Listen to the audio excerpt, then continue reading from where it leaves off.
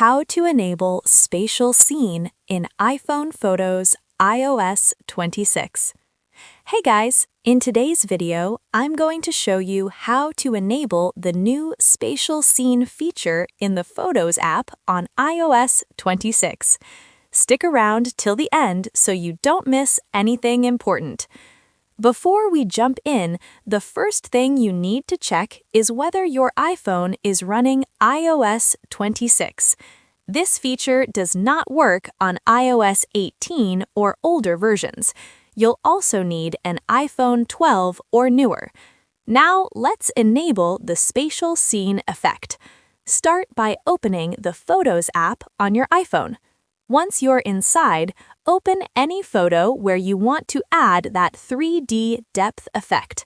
When the photo opens, look at the top right corner of the screen and find the Spatial Scene icon. Just tap on that icon once.